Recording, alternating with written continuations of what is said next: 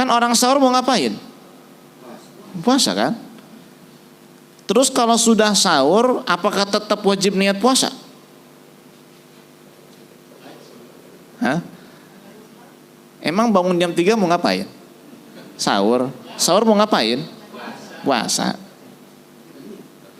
Nah, bagaimana itu? Wala yakfi an hatta sahuru wa in qasada bihi taqawi ala shaum. Tidak cukup hanya dengan makan sahur, meskipun saat makan sahur memang niatnya kan biar puasanya kuat. Tidak cukup, tetap kudu niat puasa.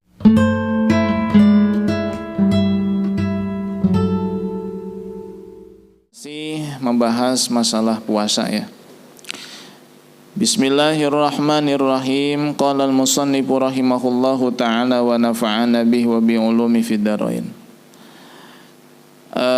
Syarat wajib puasa yang ketiga adalah al-itaqah, mampu berpuasa. Kemarin kita sampaikan bahwa syarat wajib puasa ada 5.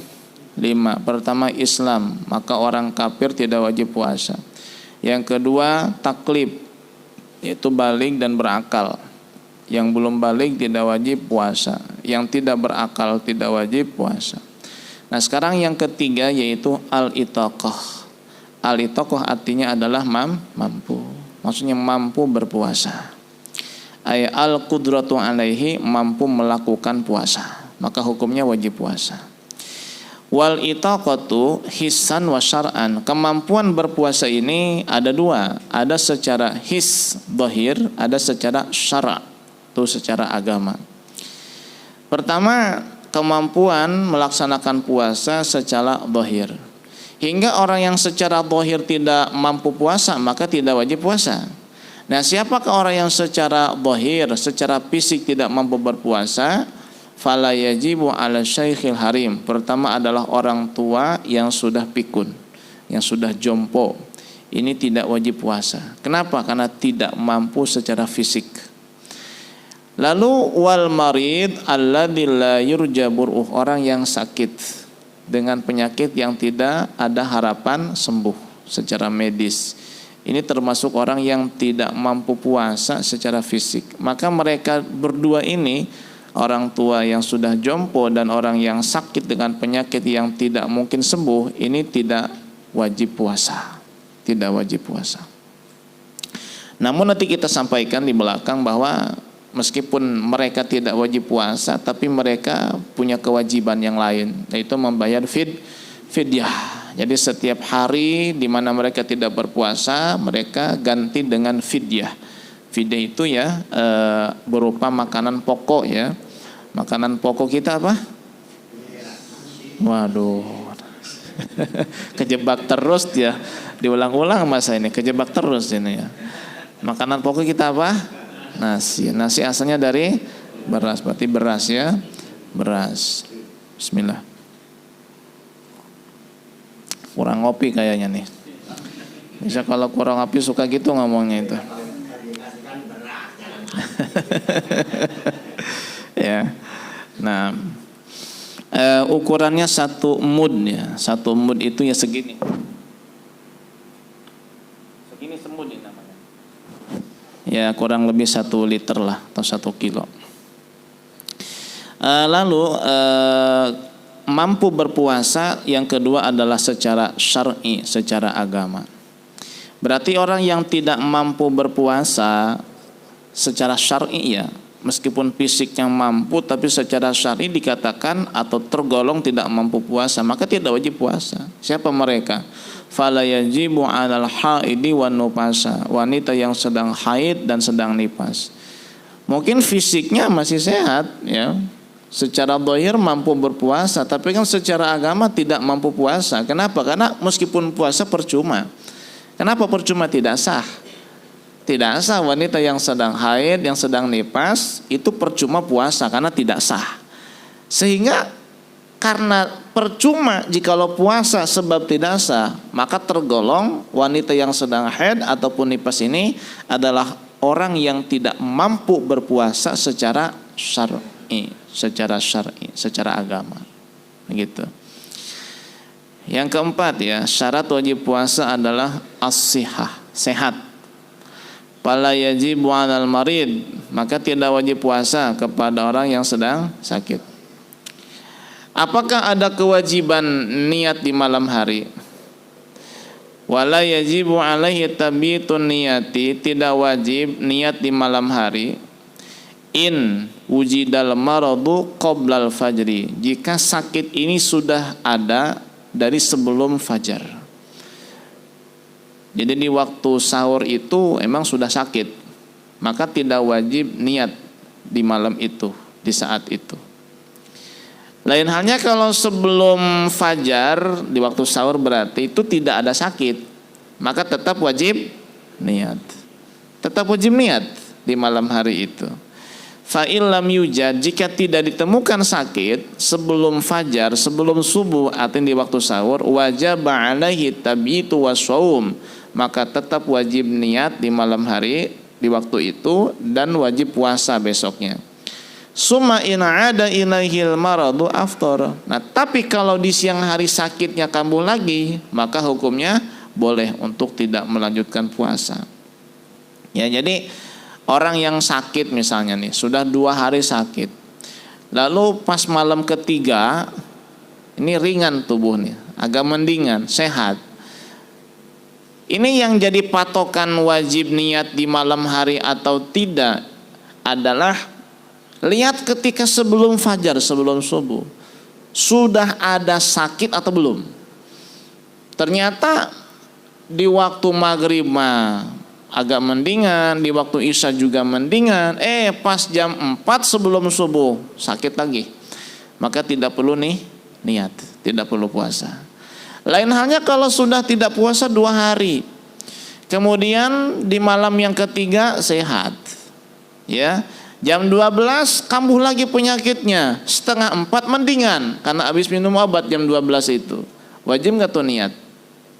Wajib, tetap wajib niat setengah 4 itu, ya, dan wajib puasa. Nanti kalau siang sakitnya kambuh lagi, maka boleh membatalkan puasa, begitu ya. Itu sakit.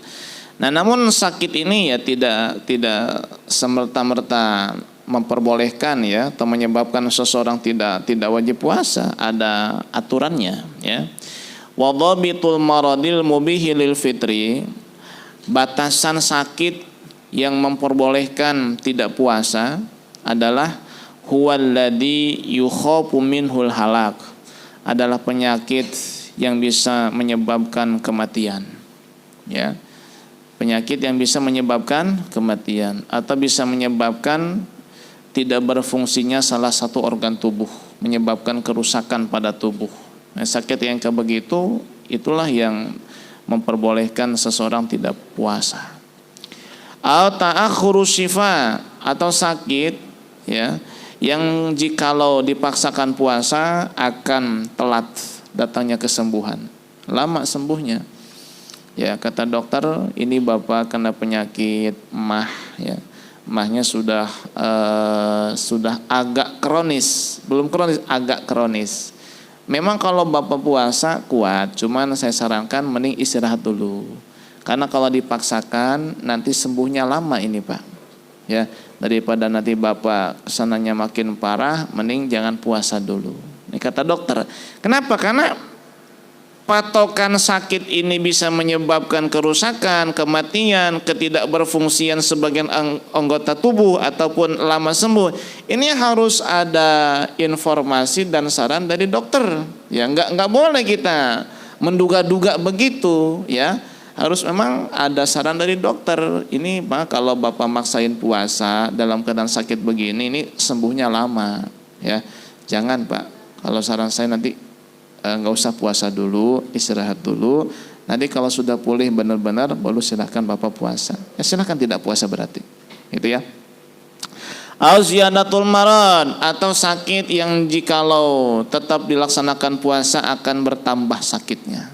Ya, Bapak jangan puasa dulu. Kalau tetap puasa kata dokter, nanti sakitnya bisa tambah parah. Udah, nggak usah puasa, boleh. Nah, sakit yang semacam tadi itu disebut dengan mahdzur tayamum. Dan ini bukan hanya berkaitan dengan puasa, dalam bab wudu dan mandi juga sama. Kapan seseorang yang sakit itu boleh tidak mandi junub, boleh tidak wudu, hanya diganti dengan tayamum, adalah dengan standar sakit yang tadi. Kalau pakai air akan menyebabkan kerusakan organ tubuhnya atau menyebabkan kematian. Kalau menggunakan air bisa menyebabkan lama sembuhnya. Kalau menggunakan air bisa bertambah sakitnya. Nah, sakit yang semacam itu yang memperbolehkan seseorang untuk tidak mandi junub, tidak mandi haid, tidak wudu, cukup diganti dengan tayamum. Itu disebut dengan mahdzur tayamum. Ingat-ingat nih sakit kayak begini nih ya. Karena kadang orang saya lagi sakit nih. Sakit kayak bagaimana? Sakit nggak ngapa-ngapain kok ya. Dipaksakan puasa tetap oke, ya, hanya mungkin tidak ini aja, tidak semangat begitu ya, agak sedikit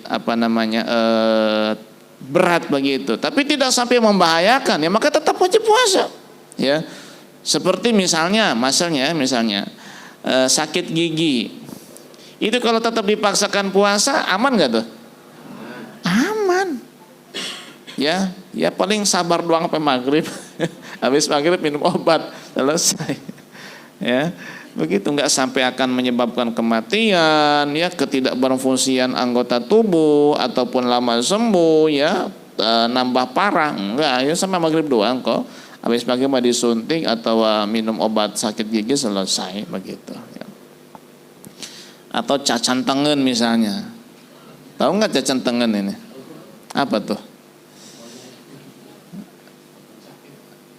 Ya, cacat tangan, sakit jari ya, jadi kadang jadi telunjuk ininya nih ya, pinggirnya itu perih ya. Kenapa nggak puasa? Cacat tangan Ustaz. Ya apa urusannya cacat tangan dengan puasa? Ini kan nanti jadi bahan guyonan ya, sakit ya begitu aja jadi alasan nggak puasa, nggak boleh. Lalu syarat yang kelima adalah al-iqamah. Iqamah itu adalah mukim, tidak sedang bepergian, tidak sedang musafir. Fala yajibu 'alal musafiri, maka tidak wajib puasa kepada orang yang musafir. Alladzi yusafiru, yaitu orang yang melakukan perjalanan safaron tawilan, dengan perjalanan jauh. Jaraknya 82 km. Ingat-ingat ya, perjalanan jauh adalah 82.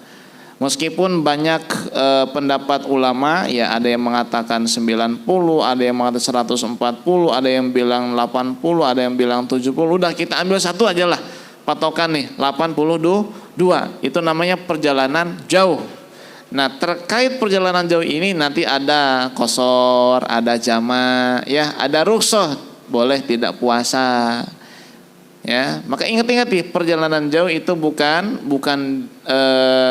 tempat yang dilihat, tapi jarak 82 km ya. Jika jaraknya 82 km dan perjalanannya ini mubah, apa itu mubah? Tidak diharamkan ya. Berarti mencakup wajib, sunnah atau mubah biasa aja ya, tidak wajib, tidak sunnah. Seperti apa perjalanan wajib? Ya seperti umroh yang pertama kan perjalanan wajib tuh. Ya, umroh di Ramadan misalnya, sedangkan itu umroh pertama, berarti perjalanan wajib, tuh boleh nggak puasa di perjalanannya. Atau perjalanan sunnah, seperti apa? Perjalanan dengan niat silaturahim, mudik ke kampung halaman, ini kan hukumnya sunnah, ya, sunnah, maka boleh tidak puasa di perjalanan. Atau perjalanan mubah, ya, yang tidak sunnah, tidak wajib, seperti apa? Seperti perjalanan dengan tujuan dagang. Itu ya, dia bawa hasil bumi dari gunung ke kota, jaraknya 82 kilo misalnya, itu boleh tidak puasa di perjalanan. Kenapa? Perjalanannya jauh dan mubah begitu. Wa yustaratu, namun disyaratkan li jawazil fitri fi safar, agar diperbolehkan tidak puasa di perjalanan adalah an yusafiru, harus melaksanakan perjalanan ataupun bepergian tersebut qabla tulu'il fajri, sebelum terbit fajar. Ini sering saya sampaikan ini ketiga nih ya. Jadi orang yang musafir yang boleh tidak puasa di perjalanan itu adalah yang sudah berangkat, yang sudah musafir meninggalkan kampungnya, bukan cuma rumahnya, meninggalkan kampungnya dari sebelum fajar. Sudah meninggalkan Taman Cikande dari sebelum fajar. Jadi kalau musafirnya habis sholat subuh, ya subuhnya di sini, tetap wajib puasa di jalan itu. Ya, jadi kalau mau mudik, biar nggak puasa siang harinya dan hukumnya boleh tidak puasa, silahkan makan dan minum di perjalanan. Itu harus meninggalkan kampung Taman Cikanda ini dari sebelum subuh. Jam 4 udah keluar, begitu. Nanti subuhnya di Belaraja atau di Gembong, ya, biar nanti boleh nggak puasa. Nah kalau subuhnya Taman Cikande di masjid ya, berangkat misalnya jam setengah 6 atau jam 6, ya tetap wajib puasa ini. Malamnya tetap niat, ya, begitu. Jadi syaratnya 3 ya. Seseorang yang sedang musafir yang tidak wajib puasa itu syaratnya 3, perjalanannya jauh ya, 82 kilo. Yang kedua perjalanannya bukan haram ya, mubah diperbolehkan. Yang ketiga harus sudah mulai bepergian dari sebelum subuh, sebelum fajar. Sebelum fajar. Namun ada catatan penting ya, di bawahnya di catatan kaki dalam kitab saya ini ada kitab ya yang versi bahasa Arabnya. Wa tajibu niyatu tarakhusi indal fitri 'alal musafiri wal maridil ladzi yurjaburuhu wa man ghalabahul ju'u liyatamayyazal fitrul mubahu min ghairi. Wajib niat tarakhus, niat mengambil rukhsah ya. Wajib niat tarakhus ketika membatalkan puasa kepada musafir, kepada orang yang sakit yang masih ada harapan sembuh, kepada orang yang sangat kelaparan. Ketika ia membatalkan puasa, wajib niat tarahus. Demi apa? Membedakan mana yang membatalkan puasa yang diperbolehkan, mana yang tidak diperbolehkan. Yang namanya siang hari pun kudu puasa Ramadan. Sedangkan ada orang yang diperbolehkan untuk tidak puasa, untuk membatalkan puasa. Seperti tadi musafir, orang yang sakit, meskipun sakitnya ada harapan sembuh, tapi dengan 3 pertimbangan tadi, lama sembuh kalau tetap puasa, atau sakitnya nambah parah, atau bisa menimbulkan kerusakan pada tubuhnya atau kematian. Kemudian juga orang yang sangat kelaparan, kalau tidak makan bisa berbahaya terhadap fisiknya, terhadap tubuhnya. Ini orang yang 3 ini kan boleh untuk tidak puasa, untuk membatalkan puasa kalau sedang puasa. Namun untuk membedakan bahwa mereka ini tidak puasanya itu halal dengan orang yang tidak puasa itu haram, maka mereka yang 3 ini ketika tidak puasa atau ketika membatalkan puasa harus niat tarakhus. Ya, dalam hati aja saya niat tarakhus atau saya niat mengambil rukhsah. Saya niat mengambil, itu harus niat itu. Kalau enggak itu dosa itu ya, dosa. Bukan dosa karena tidak puasa, tapi dosa karena tidak niat tarakhus, tidak niat mengambil rukhsah. Gitu. Nah kalau kita sudah paham ini, ya, tinggal mana yang lebih utama bagi musafir, tetap berpuasa atau tidak berpuasa. Nah, ini dirincikan hukumnya oleh para ulama, yaitu al-afdalu as-saumu lil musafiri illam yasuqu alaih. Lebih utama adalah tetap berpuasa bagi musafir jika tidak memberatkan. Kalau tidak memberatkan ya enjoy puasa, ya tetap dilaksanakan. Seperti perjalanannya jauh dari sini ke Surabaya, tapi naik pesawat cuman 2 jam, kan ringan itu ya. Dari sini ke bandara paling 1,5 jam kalau lancar. Naik pesawat ke Surabaya berapa jam? 1,5 jam lah kurang lebih ya. Itu kan nggak masalah meskipun tetap puasa ya. Maka hukumnya lebih utama puasa, meskipun jaraknya kan berapa kilo tuh dari sini ke Surabaya?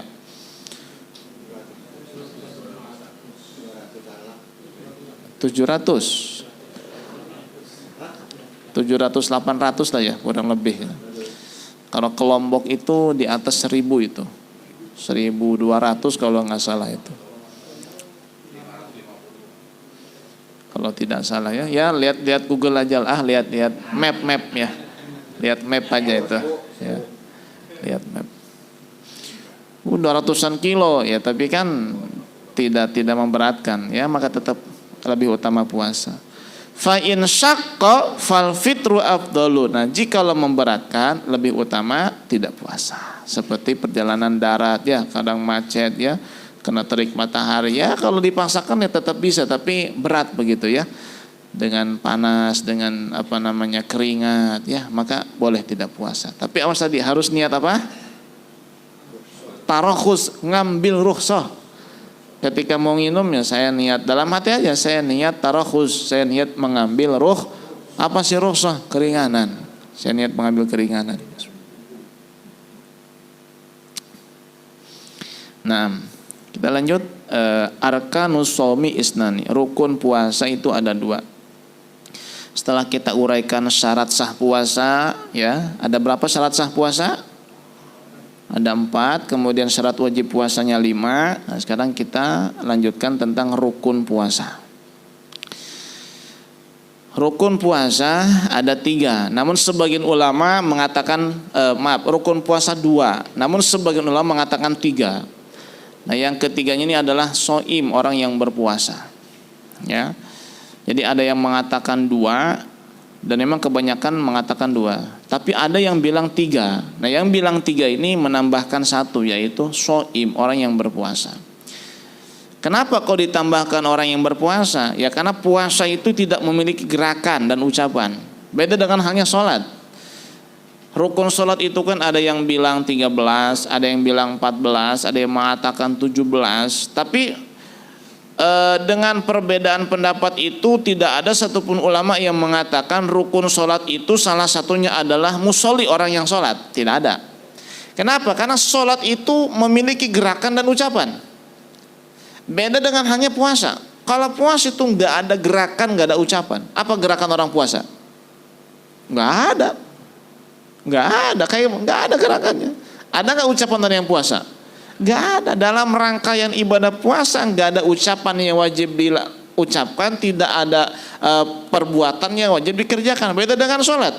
Kalau sholat ada pekerjaan yang wajib dilaksanakan. Seperti apa? Berdiri, ruku, i'tidal, sujud. Ada ucapan yang harus dikatakan. Seperti apa? Baca Fatihah, takbiratul ihram, tasyahud akhir, uluk salam, sholawat Nabi. Ini ucapan yang wajib dikatakan. Tapi kalau puasa kan nggak ada. Makanya rukun yang ketiga kata sebagian ulama adalah shaim, orang yang berpuasa. Kenapa? Karena puasa itu tidak ada ucapan dan gerakan. Ya, maka untuk membedakan antara puasa dengan ibadah yang lain, rukunnya ditambah 1 kalau puasa, yaitu shaim, orang yang berpuasa. Ya. Makanya dalam sholat dengan puasa kan ada perbedaan. Ketika sholat lalu lupa, lantas dia makan. Dengan orang yang puasa kemudian lupa, lalu dia makan. Apa perbedaan? Perbedaannya adalah kalau puasa nih, kemudian lupa, lalu dia makan. Mau makannya sedikit, mau makannya banyak, tidak membatalkan puasa. Beda dengan orang sholat. Orang sholat kemudian dia lupa, akhirnya dia makan. Ini hanya dimaafkan kalau makannya sedikit. Kalau makannya banyak tetap membatalkan puasa sholat, meskipun dilakukan dalam keadaan lupa. Emang ada orang lagi sholat lupa lalu makan? Ada. Jangan dibayangin lagi sholat ambil nasi, bukan begitu.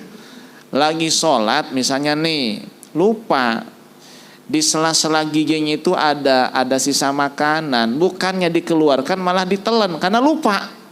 Itu kan makan termasuknya. Jangan dikira makan itu 1 sendok 2 sendok, bukan kayak begitu ya. Termasuk menelan sesuatu pun itu kan makan. Ya, ada sisa makanan di sela-sela gigi, lalu dia sedang sholat dan lupa bahwa dia sedang sholat. Akhirnya sisa makanan ditelan sama dia. Maka selama sisa makanan itu sedikit dan ditelan dalam keadaan lupa, hukumnya tidak membatalkan sholat. Tapi kalau sisa makanannya banyak, ditelan, batal sholatnya meskipun lupa. Contohnya apa ya? Misalnya sebiji nasi, ini kan termasuk banyak ini. Karena sedikitnya makan dalam sholat itu adalah kadar ukuran itu seperti biji wijen. Wijen. Tahu nggak wijen? Tuh di kue onde-onde kan ada wijen. Nah segede itu tuh. Nah, itu dimaafkan tuh ya. Berarti kalau nasinya utuh kan udah lebih gede daripada biji wijen. Maka itu tidak dimaafkan meskipun lupa. Beda dengan puasa. Kalau puasa lupa, lo kita makan habis sebakul. Bakul yang kecil ya. Batal nggak puasanya? Enggak, udah sebakul habis tuh. Kenapa kalau sholat batal tuh? Ketika sholat lupa lalu ada yang tertelan nih sisa makanan itu tapi gede, batal meskipun lupa. Tapi kalau lagi puasa lupa makan banyak tetap gak membatalkan puasa. Apa bedanya? Kata ulama, sebab sholat itu tidak punya pekerjaan, perbuatan yang bisa menyebabkan orang cepat ingat bahwa dia sedang puasa. Beda dengan sholat. Sholat itu ada gerakan, ada ucapan yang bisa mengingatkan bahwa dia sedang sholat. Cepat ingatnya, lagi sholat, tiba-tiba nelan nih sisa makanan. Itu bisa langsung sadar, kenapa? Ini saya lagi berdiri ngapain ya? Oh lagi sholat ini. Kan itu langsung sadar tuh. Beda dengan puasa, nggak ada gerakan, nggak ada ucapan. Sehingga menyebabkan orang lupa dan cepat sadar yang lupanya itu lama. Kenapa? Nggak ada ucapan dan pekerjaan ataupun gerakan yang bisa cepat mengingatkan dia bahwa dia sedang puasa. Begitu. Rukun puasa ada dua. Yang kita ambil yang pertama adalah ar-ruknul awalu an-niyatu, niat. Jadi harus niat ya. Sawaun akana fardon am naflan, baik puasa fardu ataupun puasa sunnah. Dengan dalil ya hadis Nabi sallallahu alaihi wasallam, hadisnya sahih ya, riwayat Al-Imam Bukhari dan Muslim. Kata Nabi sallallahu alaihi wasallam, innamal a'malu binniyati. Sesungguhnya sahnya amal itu jika disertai dengan niat. Ustaz, apakah tidak cukup dengan sahur saja? Orang lagi tidur, lalu bangun jam 3, terus makan sahur. Berarti mau ngapain itu? Mau puasa? Cukup nggak hanya dengan sahur, tapi tidak niat puasa? Kenapa nggak cukup? Kan orang sahur mau ngapain? Puasa kan? Terus kalau sudah sahur, apakah tetap wajib niat puasa? Hah? Emang bangun jam 3 mau ngapain? Sahur. Sahur mau ngapain? Puasa. Nah bagaimana itu? Wala yakfi an hatta sahuru wa in qasada bihi taqawi ala shaum. Tidak cukup hanya dengan makan sahur, meskipun saat makan sahur memang niatnya kan biar puasanya kuat. Tidak cukup, tetap kudu niat puasa. Kenapa? Karena yang namanya puasa adalah amal, dan amal itu hanya sah jika disertai dengan niat. Begitu, sama dengan sholat. Ini kan banyak orang yang beranggapan ngapain kita takbir lalu niat lagi. Emang dari rumah ke masjid mau ngapain? Udah pakai peci, pakai koko, pakai sarung, ambil wudhu, berangkat ke masjid mau ngapain? Ngapain niat lagi ketika takbir? Kan begitu alasan orang yang gak niat ketika takbir itu. Kita bilang, Mas, niat itu di dalam hati dan dikerjakan bersamaan dengan awal perbuatan yang kita laksanakan. Perbuatan yang kita laksanakan adalah sholat. Apa awal sholat? Takbir, maka niat bareng dengan takbir. Takbir di mulut, niatnya di dalam hati. Begitu. Sama dengan puasa juga begitu, ya. Naam.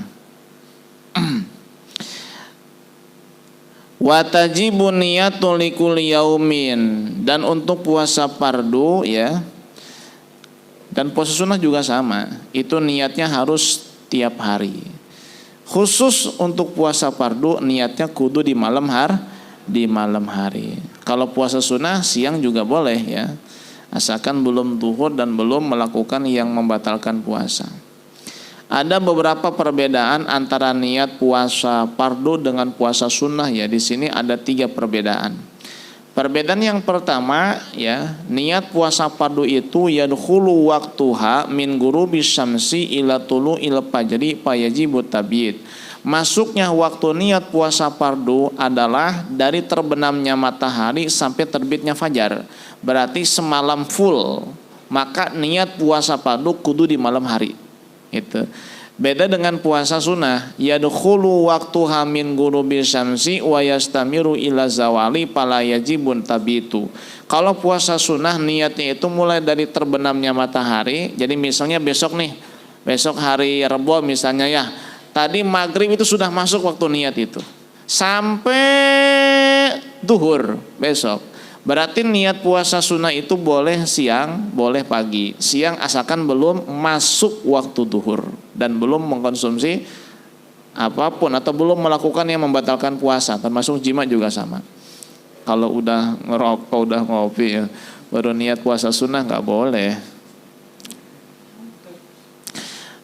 Perbedaan yang kedua, yajibu ta'yin ka ramadhana aw kafaratin aw nadrin aw qada'in. Wajib mengkhususkan ya, seperti dengan menyebut Ramadan, kifarat, nazar atau qada. Jadi kalau kita mau puasa wajib nih besok nih, puasa wajibnya apa nih? Qada Ramadan. Ketika niat sebutin qada Ramadannya. Oh besok bukan qada Ramadan, memang Ramadan, berarti sebutin puasa Ramadannya. Saya niat puasa Ramadan, ada Ramadan yang disebutin itu. Ah bukan Ramadan, bukan qada tapi kifarat, maka tetap sebutin puasa kifarat. Ya, kifaratnya sebutin. Oh bukan kifarat, nadar. Saya punya nadar puasa 3 hari, besok puasa, malamnya niat, ketika niat sebutin nadarnya. Ya saya niat puasa nadar, begitu. Nah, beda dengan puasa sunnah. Kalau puasa sunnah la yajibu ta'yin, tidak wajib dikhususkan, ditentukan. Misal besok puasa Senin, itu dalam niat cukup, saya niat puasa sunnah, cukup itu.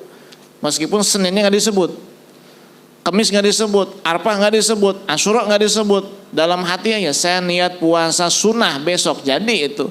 Atau saya niat puasa sunnah hari ini, cukup. Ya, itu puasa sunnah. Ya. Illa ingkana somu muaqqatan. Namun kalau puasanya itu puasa yang memiliki waktu, menurut pendapat yang kuat ya tetap harus disebutkan seperti Arafah. Tapi ada ulama yang mengatakan tidak wajib, cukup dengan puasa sunnah aja begitu ya. Itu.